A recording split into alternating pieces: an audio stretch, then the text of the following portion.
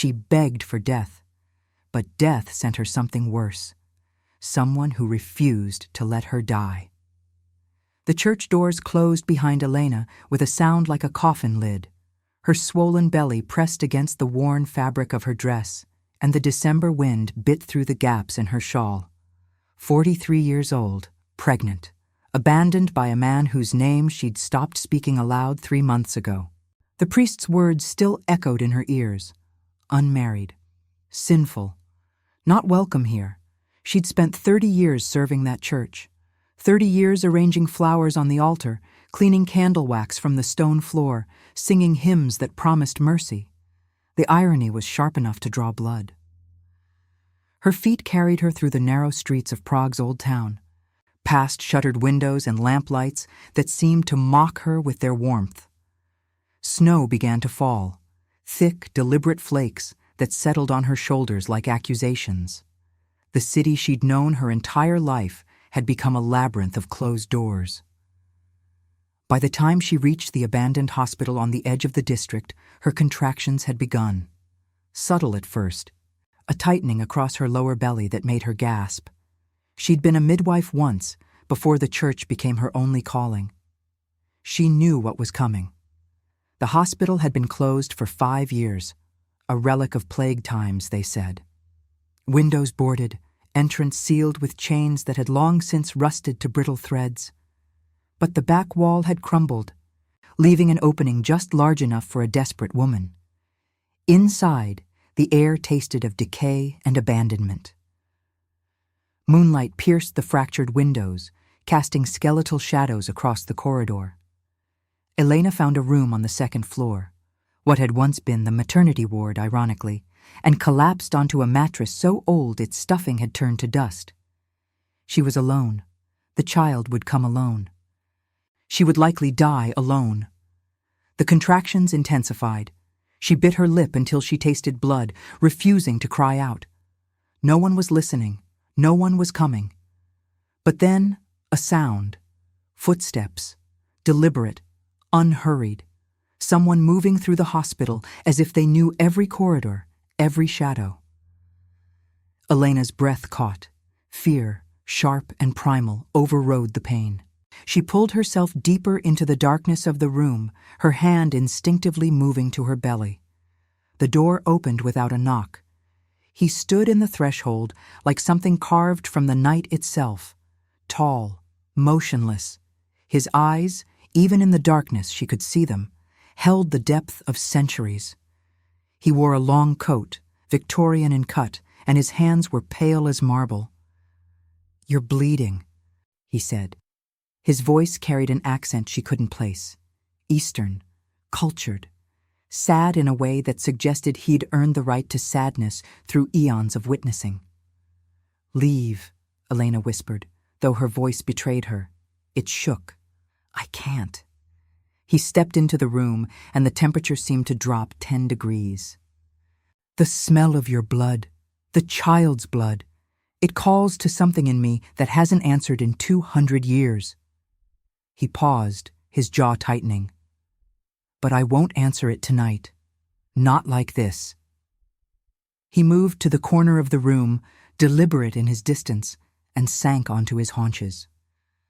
"My name is Adrian. I was a surgeon once in Vienna. Before I became this." He gestured to himself with contempt. "I know how to deliver a child. I know how to stop hemorrhaging.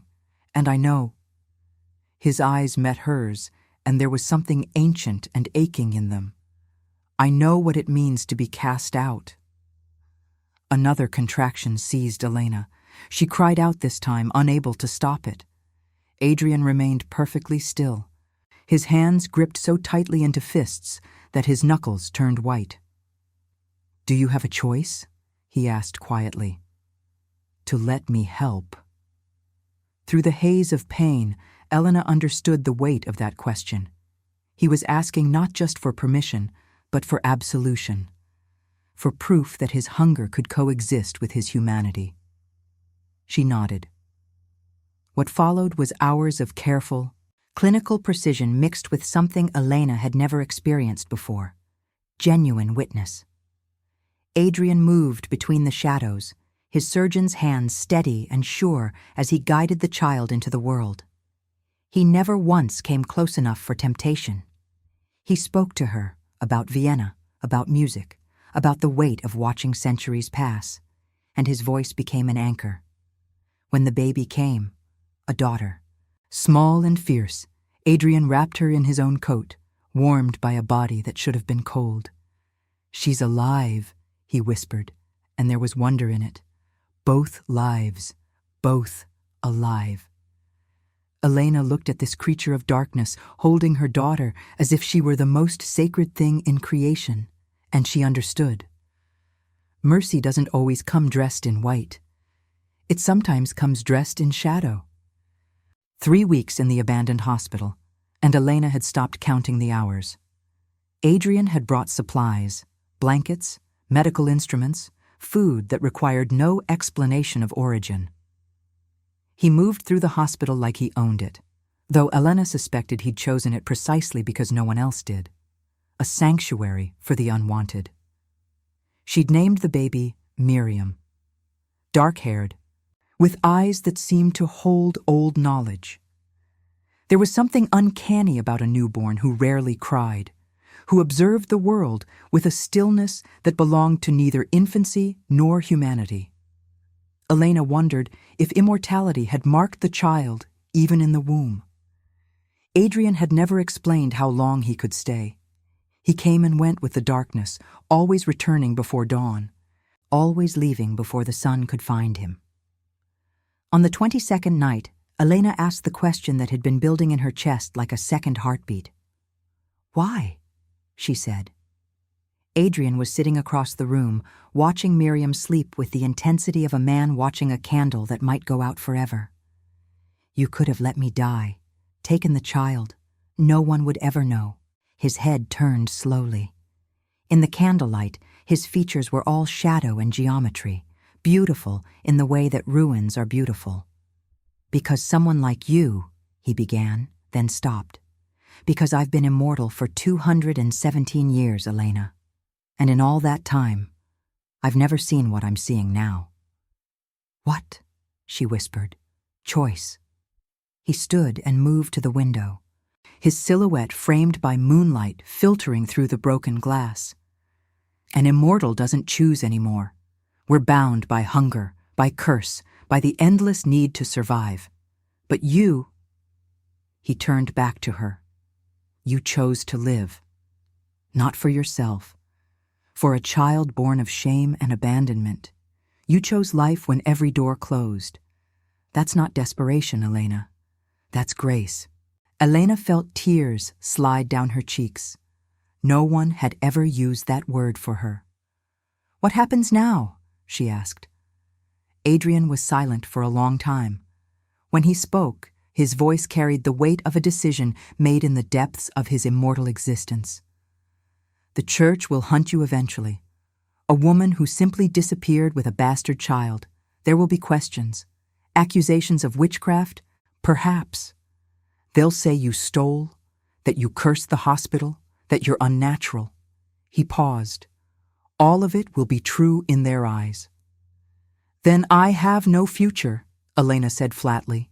"You have another future." Adrian knelt beside her, careful to remain at a distance that maintained his control. "I have contacts in the underground, people who've learned to live outside the city's judgment. There's a community in the mountains west of here, artists, healers, outcasts of various kinds. They ask no questions about origins or morality. They understand survival. And you?" Elena's voice was barely audible. "What do you get?" Adrian's smile was sad. "Permission to stay. To watch a child grow who has never known a world that judged her for existing. To remember, perhaps, that I was once human too." He reached out and his fingers, cold, marble smooth, gently touched Miriam's forehead. The baby didn't wake. And to protect 2 lives that the world wanted dead. Elena understood then. This wasn't rescue. It was covenant. "There's a price," Adrian continued quietly. You must never speak of what I am to anyone, not out of shame, but out of mercy for me. Discovery means fire, means stakes, means ending, and I'm not sure anymore if I want to end." He looked at her. "Can you carry that silence?" "Yes," Elena said without hesitation. Adrian nodded. "Then we leave tomorrow. The last night moon is coming. The city will be distracted with Yule celebrations. We'll move through the dark." He stood, and his shadow stretched across the wall like a second skin. "Pack only what you can carry. Everything else stays." Elena watched him move to the door, and something made her call out, "Adrian." He paused in the threshold. "Thank you," she said, "for not choosing hunger." For a moment, she thought she saw him smile, not with his mouth, but with his eyes. The smile of someone who'd been thanked for not being a monster, and had never thought such gratitude was possible. "Thank you," he replied, "for reminding me why I chose not to." The door closed. Outside, the first snow of true winter began to fall, and Elena held her daughter close, feeling the strange warmth of a future that defied all reason. The road to the mountains was written in blood and starlight.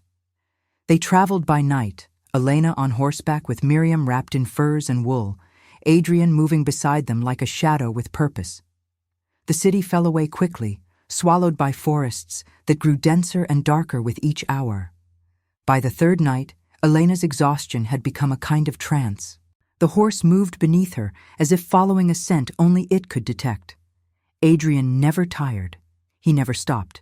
He simply moved, and the darkness moved with him.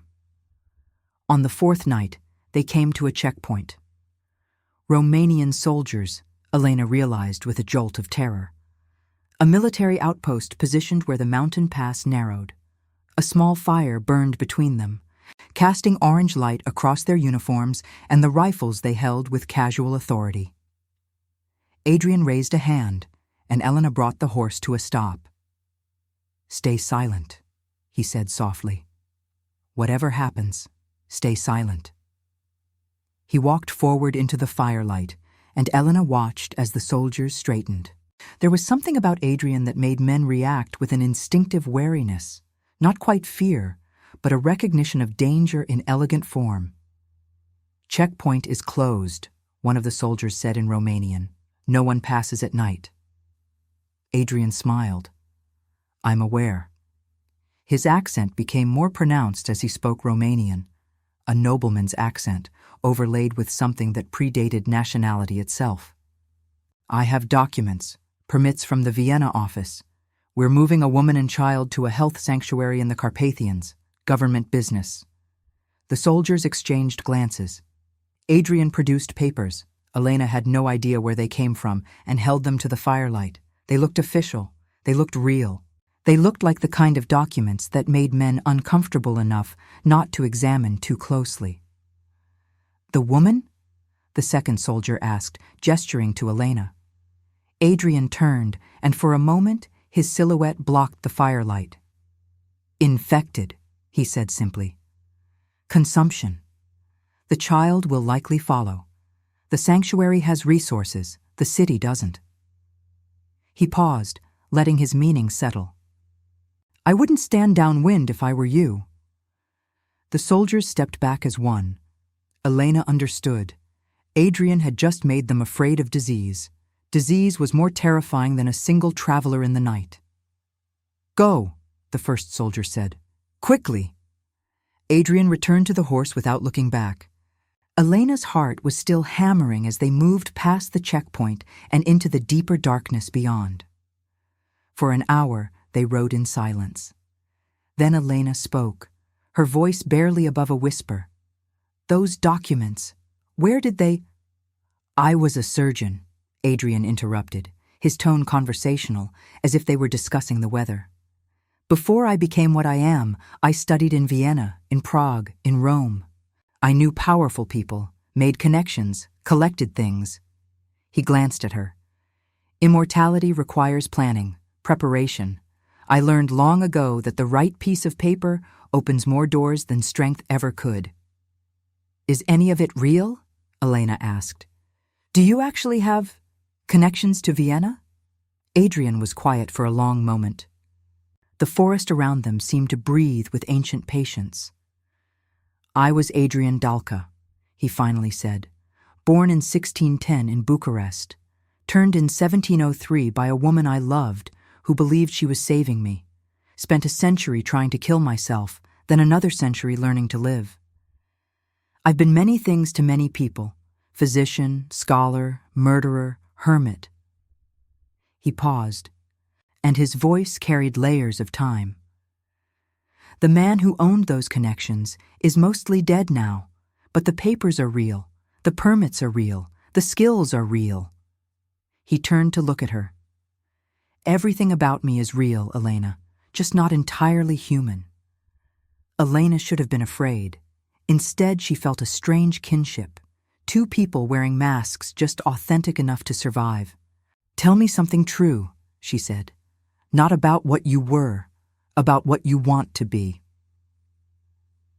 Adrian considered this with the gravity of a man who'd been asked to articulate the meaning of existence. I want to watch Miriam grow, he said finally.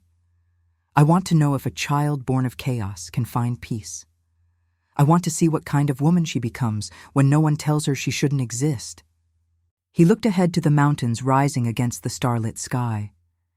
And I want, his voice fractured slightly, I want to believe that mercy is real, that it's not just hunger dressed up in noble language, that I can choose something other than my nature. Elena reached across the space between them and placed her hand on his arm. His skin was cold, but not lifeless. It was the cold of stone that holds starlight. Then you will, she said simply. Behind them, the checkpoint fire flickered and died. Ahead, the mountains rose like the ribs of sleeping giants, and somewhere in that darkness, a future was being written that the world had already decided should not exist. But Adrian and Elena had never been good at following decisions made for them, and now she invited her audience to leave a trace of their presence in the comments, to tell where in the world they watched from and the exact hour this story found them. Blood and Mercy wanted to know how far these immortal confessions traveled, and at what moments of night they touched a listening heart. The settlement existed like a secret held by the mountains themselves. Carved into a valley that wasn't visible until you were almost upon it, the sanctuary consisted of roughly 20 structures, stone buildings with slate roofs, gardens enclosed by high walls, and a central square dominated by a well that predated recorded history. Torches burned in iron sconces, and people moved between buildings with the quiet efficiency of those accustomed to existing outside the law. The woman who greeted them was called Katerina, and she was magnificent in the way that predators often are. Her hair was silver, whether from age or design Elena couldn't determine, and her eyes held the knowing gaze of someone who'd learned to read souls. Adrian, she said, embracing him with a familiarity that suggested centuries of connection. You've finally brought a reason to stay. Katerina. Adrian's formality suggested deep history. This is Elena, and this is Miriam. Katerina's eyes moved to the baby, and something shifted in her expression. Recognition, perhaps, or assessment. Half mortal, she said quietly. The child has your blood signature, Adrian. Not entirely, but present. She looked back at him. That's bold, even for you. She's not mine, Adrian said, his tone brooking no argument. She's under my protection. Both of them are. Katerina nodded slowly, a smile playing at the corners of her mouth.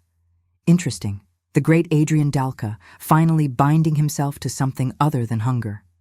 She turned to Elena. Come. We have rooms prepared. The others will want to meet you at dinner. The rooms were simple but clean, whitewashed walls, a bed with real linens, a window that opened onto the mountains. Miriam slept immediately, exhausted from the journey. Elena stood at the window, watching darkness settle over the valley like benediction.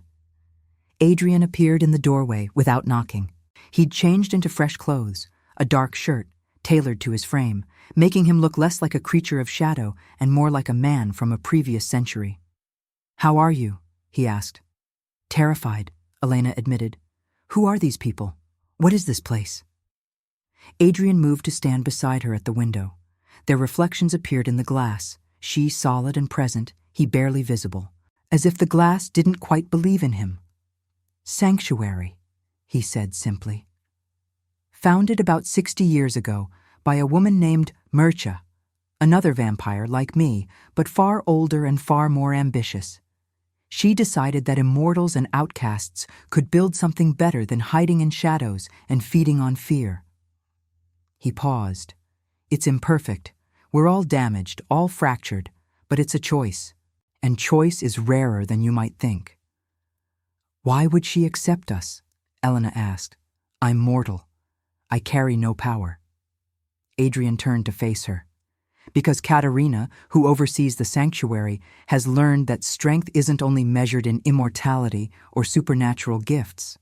There's strength in survival, strength in choosing life against all probability, strength in protecting something more vulnerable than yourself." He reached out, and this time he didn't hesitate to touch her face. His fingers were gentle.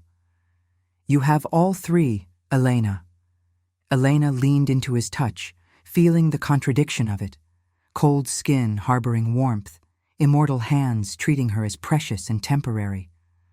"What about Miriam?" she whispered. "What does she become? She carries your blood." "What does that mean for her?" Adrian's hand dropped. He turned back to the window.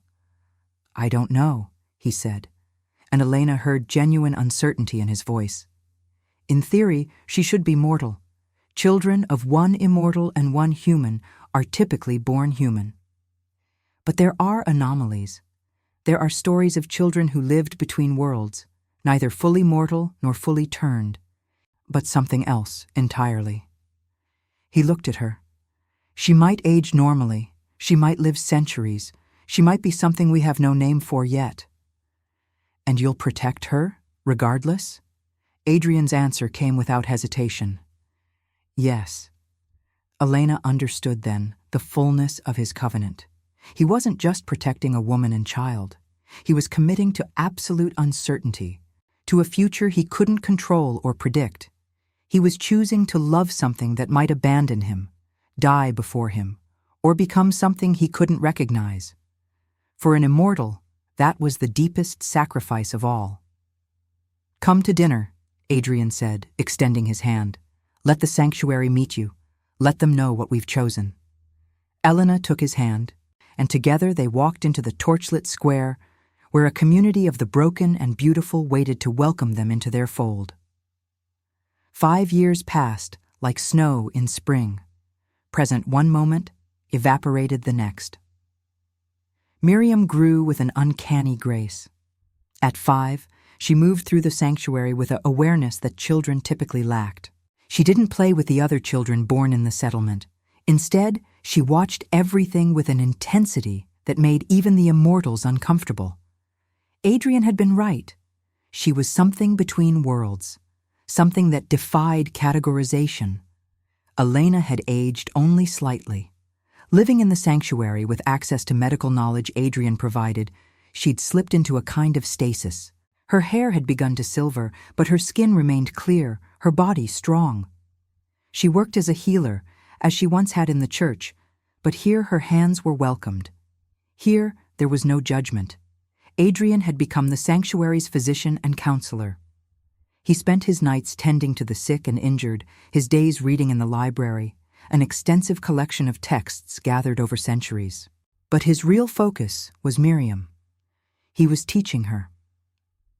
Elena first realized this when she found them in the old tower where the sanctuary kept its oldest records.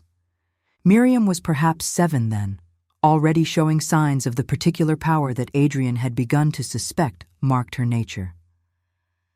"Watch," Adrian instructed, holding a mirror before Miriam's face. But it wasn't an ordinary mirror. It was ancient, its surface tarnished and streaked with age. "What do you see?" Miriam studied her reflection for a long moment. "I see myself," she said slowly, "but I also see shadows, old shadows, memories." Adrian glanced at Elena. She'd been quiet in the doorway and nodded. "The mirror is very old. It's seen many faces over many centuries. Miriam's nature allows her to perceive echoes of those witnessings. She's not just seeing reflection, Elena. She's seeing history." Elena felt a chill move through her. "What does that mean?" Adrian turned to face her, and his expression was complex: pride, sorrow, and something that might have been fear. "It means Miriam is what we call a threshold child, not quite mortal, not quite immortal. She exists in the space between. And beings that exist in such spaces have gifts that pure-blooded creatures don't possess." He knelt beside Miriam and placed his hand gently on her head. "She can see through time, read echoes, understand the stories that objects carry.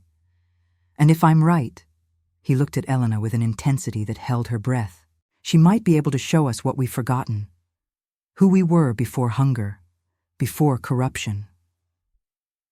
"That's a terrible gift," Elena whispered. "It is," Adrian agreed. "But it's hers to bear or reject. That's what it means to have choice." Over the following months, Elena watched as Adrian trained Miriam in her peculiar abilities. They visited the sanctuary's oldest spaces: the library, the well, the cemetery where the first residents were buried. At each location, Miriam would touch the earth or the stone, and her young face would become distant, thoughtful. She was learning the sanctuary's history, not through speech, but through the imprints that centuries had left behind. Then, on a night when the full moon hung so low it seemed to rest on the mountain peaks, Miriam came to Elena's room and spoke words that would reshape everything. "I can see you dying," the child said simply. She was 8 years old and held the gravity of an ancient oracle. Elena's breath caught. "When?" "Not for many years still," Miriam said. She was holding a small object, a locket that Adrian had once given Elena. "But the mirror shows me. You grow older, your heart grows tired." And then, Miriam looked up, her eyes holding knowledge no child should possess. "Adrian lets you go. He holds you as you die, and he doesn't turn you. He lets you choose, and you choose mortality." Elena couldn't speak. She couldn't move. "He asked me to tell you," Miriam continued, "because he couldn't bear to say it himself. He's afraid you'll think he doesn't love you enough to offer eternity. But the mirror shows me the truth. He loves you enough to let you end." Miriam placed the locket in Elena's hand. "That's the greatest love an immortal can give," the mirror says, "to hold someone as they fade and to choose their peace over your forever." Elena pulled her daughter close, feeling the strange coolness of her skin, neither warm nor cold, but something perfectly balanced between states of being. "I love him too," Elena whispered into Miriam's dark hair. "I always will." And she understood then why Adrian had brought them to this sanctuary. It wasn't just refuge. It was a place where love could be defined not by possession or eternity, but by the profound acceptance of temporary beauty. The sanctuary began to change the year Miriam turned 16. New arrivals came with increased frequency, refugees carrying stories of a rising purge in Prague and Vienna. The church, it seemed, had decided that the supernatural was no longer mythology, but threat. Trials had begun, executions, and more than a few of the condemned had found their way to Adrian and Katerina's refuge. The settlement was becoming crowded, resources grew thin, and for the first time, the delicate balance that Katerina had maintained began to fracture. Adrian called a gathering in the central square. Immortals and outcasts alike assembled under the starlight, and Elena felt the weight of the moment, the sense that something pivotal was about to occur. "We're being hunted more aggressively," Adrian announced, his voice carrying centuries of authority. The church is organizing. They have resources we don't, knowledge of our movements, and within a generation, perhaps two, they'll find us. Then we move, someone called out. We've done it before. We have, Adrian acknowledged. But at what cost? How many times can we uproot before we lose the meaning of sanctuary itself? He paused, and his gaze moved across the assembly. I propose something different. I propose we stop hiding. The crowd erupted. Katerina rose to her feet, her face dark with anger. Adrian, she began, hear me, he cut her off with uncharacteristic sharpness. I propose we send emissaries to the church. I propose we offer them a bargain. We will police ourselves, restrict our feeding, live according to a code that protects the innocent. In exchange, we request sanctuary, legal sanctuary, written into the records of the Vatican itself. They'll never agree, someone shouted. Perhaps, Adrian said. But they might.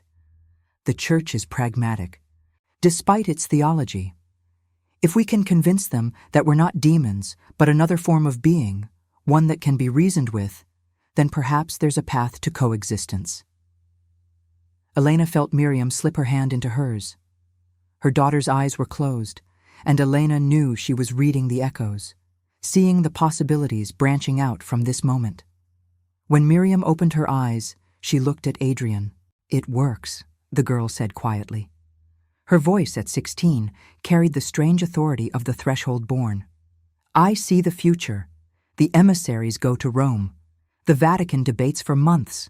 But they agree, not because they believe you're good, but because they recognize that destroying you is more costly than managing you. Miriam paused. A treaty is drawn. Boundaries are set. And the sanctuary becomes the first officially recognized place for the supernatural to exist. Silence fell over the assembly. Katerina stared at Miriam with something between awe and hunger. How certain are you? She asked. Certain enough, Miriam replied. But there's a cost. Someone must go to Rome. Someone must argue our case with the authority of ages and the humility of those who accept they are not gods. She looked at Adrian. It has to be you. Adrian's expression didn't change, but Elena felt the tremor in the bond between them, a resonance of uncertainty, of fear. How long? Elena asked, her voice small against the vastness of the square. A year, Miriam said, perhaps longer. Adrian turned to face Elena directly. When he spoke, it was to her alone, though the whole sanctuary heard him. I'll go, he said, but I need you to know something before I leave. Something I should have said long ago. He moved toward her, and the crowd seemed to hold its breath. Elena, I love you. Not as a vampire loves, possessively, hungrily, seeking to bind you to me forever. I love you as a man loves, knowing that you will fade, that you will leave me, and that this knowledge makes each moment more precious than all my centuries combined. Elena felt tears slide down her cheeks. When I return, Adrian continued, if the Vatican agrees to our terms, I want to marry you, in the way humans marry, not bound by blood magic or eternal compacts, but by choice, renewed every single day. He knelt before her, and his eyes held centuries of transformation. Will you have me, Elena? Not forever. You don't have forever. But for whatever time remains? Elena pulled him up and held him, feeling the contradiction of his cold skin and the warmth radiating from his heart. Yes, she whispered. Yes, forever or not. Yes. If you believe love can resurrect even the damned, she thought, pressing her lips to his, then like this story. Let the voices of those who chose eternity reach more hearts. Let the sanctuary know that mercy is not weakness, but the deepest strength. The halls of the Vatican were older than Adrian's curse, stone worn smooth by centuries of feet. Light filtered through windows depicting saints and sinners in eternal judgment. Adrian moved through them as if he belonged, which, in a way, he did. He'd studied these corridors in a previous life, had debated theology with cardinals who were now dust. Now he came as a supplicant. The cardinal who received him was ancient, genuinely ancient, not in the way immortals were, but in the way of men who'd lived full lives and worn their years like medals. "You're the vampire," the cardinal said without preamble. His Latin was flawless, his tone carrying the weight of institutional authority. "I was a man first," Adrian replied in the same language. "I became a vampire through another's choice. I have remained a man by choosing not to surrender to what I am." The cardinal studied him. "Caterina sent letters. She's quite persuasive. But letters are not testimony. Convince me, Adrian Dalca, why the church should not burn what you represent." Adrian stepped closer to the window, and in the filtered light, his shadow was barely visible on the stone. "Because," he began, "you have already tried to burn us. For 500 years you've hunted, imprisoned, executed those you believed were demonic. And yet we persist. We multiply. The more you burn, the more we hide, and the more hidden we become, the more dangerous." He turned to face the cardinal. "But what if there is another way? What if you could know us, regulate us, ensure that we harm only those we have the right to harm, and those you would wish harmed anyway? What if mercy, directed carefully, could be more effective than fire?" "You're proposing we use you," the cardinal said flatly. "I'm proposing we coexist," Adrian corrected. "And yes, that means the church benefits from the arrangement. You gain intelligence about the supernatural. You gain influence over it. You gain the knowledge that at least one group of immortals is bound by covenant to respect human life." The cardinal was silent for a long moment. "Tell me about your daughter," he said abruptly. Adrian's breath caught. He hadn't mentioned Miriam. "The letters mentioned a child," the cardinal continued. "Threshold born according to your settlement's records. Tell me about her gift." Adrian considered his words carefully. "She sees echoes of the past. She reads the history that objects carry. And," he hesitated, "she sees possible futures.